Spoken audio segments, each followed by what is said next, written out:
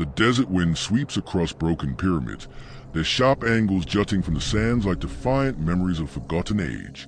Once, this land rivaled the glory of Egypt itself. Pharaohs bowed here, armies marched from here, and kings claimed the divine right of Amun. Yet today, most of the world has never even heard its name. What happened to the Kingdom of Kush, the empire that stood at the crossroads of Africa for over 1,000 years?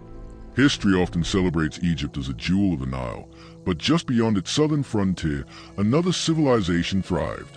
Kush, a kingdom forged in the valleys of Nubia, in modern-day Sudan, that rose and fell across centuries. Kush was not merely a shadow of Egypt, it was Egypt's equal, sometimes its conqueror, and always its rival. This is a story of an African empire that outlasted pharaohs, fought Rome, and left behind towering pyramids of its own. The Nile River gave life not only to Egypt but also to Nubia, south of the cataracts. By 2000 BCE, Nubia was a land of gold, ivory, and iron. Egyptian pharaohs coveted its riches, but Nubia was no passive frontier. Around 1700 BCE, the Kingdom of Kerma emerged, lavish tombs, monumental architecture, and kings who rivaled Egypt's power.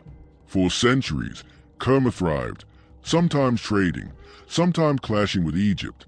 By 1500 BCE, Egypt invaded, bringing Nubia under its control for nearly 500 years. But occupation also left cultural imprints, gods, hieroglyphs, and kingship rituals. And when Egypt weakened, those lessons would fuel Nubia's rise. By the 11th century BCE, Egypt fractured. Civil wars, foreign invasions, and decline opened the way for Nubian independence.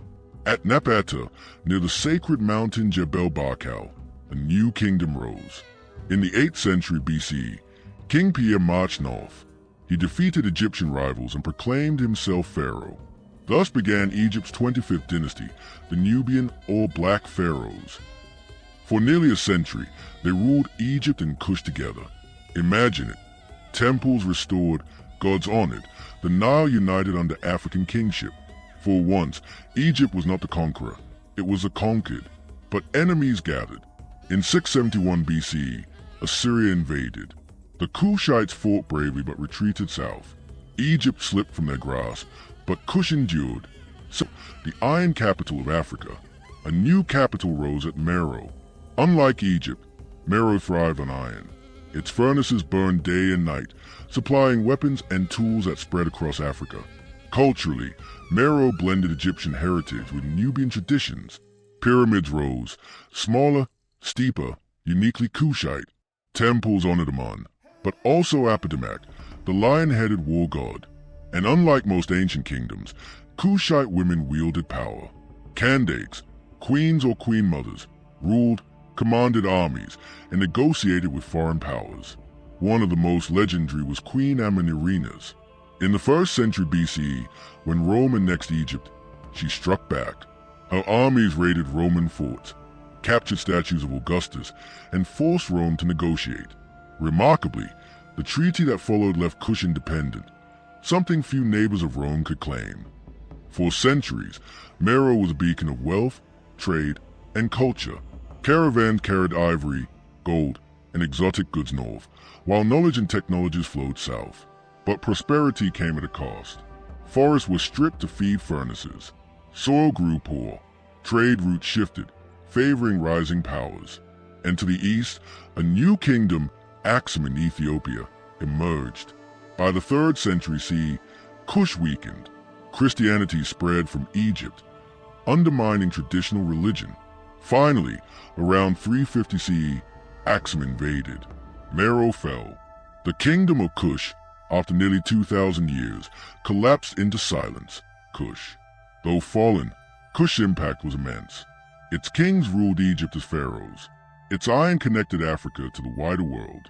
Its queens defied the might of Rome.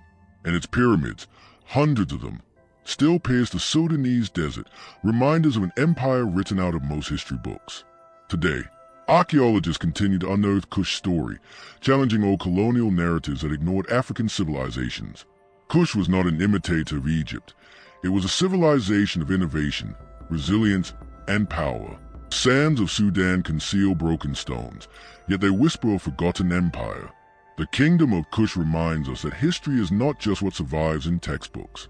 It is also in the ruins of pyramids, in the courage of warrior queens, and in the memory of people who shaped the world long before we forgot their names. So we must ask, if the world could forget an empire as great as Kush, what other stories still lie buried beneath the sands of time?